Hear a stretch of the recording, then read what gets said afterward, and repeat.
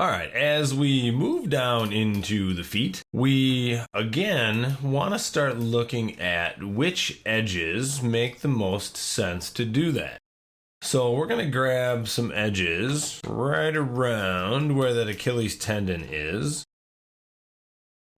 And we're going to take a look to see if that's enough, if that makes sense. And we'll grab this one right here also. So as we start looking at those, we've got a pretty severe divot in the very center of that Achilles tendon, still at this point down the leg. Now, after the main muscle mass of the calf muscle, that basically kind of joins together into a tendon. So we want to make sure that we take a few vertices that are basically at this point in the leg and bring them back so that we no longer really have that volume change. So we'll take a little bit of this and we'll actually spread it out a little bit more. So we'll start with that one. We'll drag that over. And what we're really trying to do is just make sure that we have the volume of this area of the leg actually represented at least close to correctly. So I want to make sure that a bit more of this is actually spread out a little bit more so that when we get down here into the ankle, we have a better idea of where all of this should be going. Now I can see also from here at this point, this should be in a little bit tighter. As we look here, this part should be out a little farther. So we want to make sure, again, that we're representing the volumes accurately.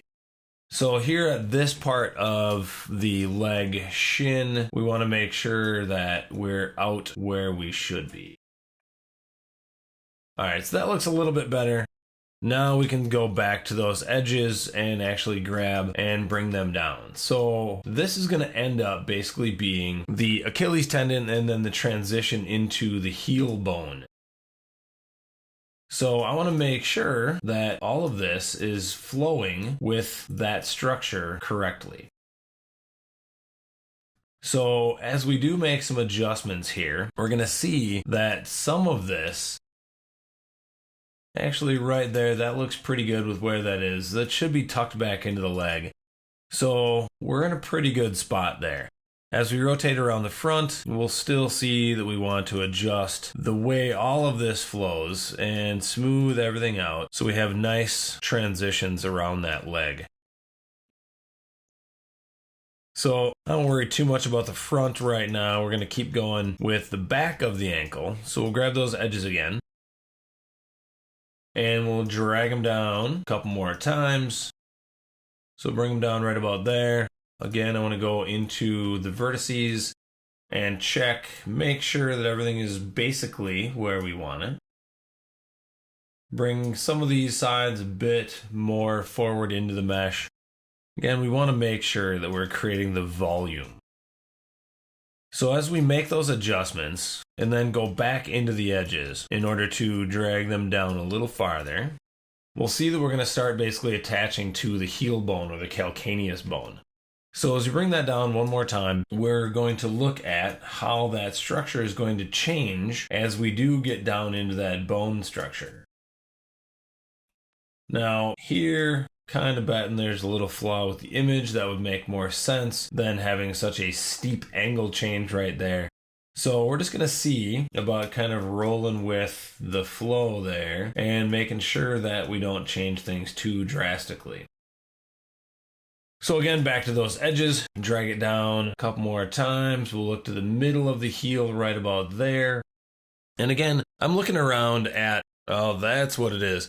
All right, so in the reference photo, there's actually, that's not a mistake, but within the side shot here, there is basically two halves to this model. There's one closer to us and then one a little farther away with a bit of a cutaway view of that heel that you're not seeing here because this is actually a mirrored image side to side.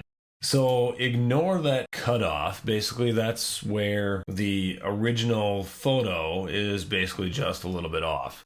Now, at this point, though, we do want to start widening this to represent that heel bone.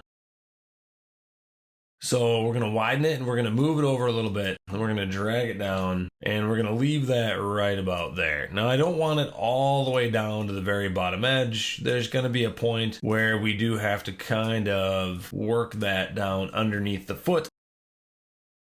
For now though, that should actually be a pretty good spot.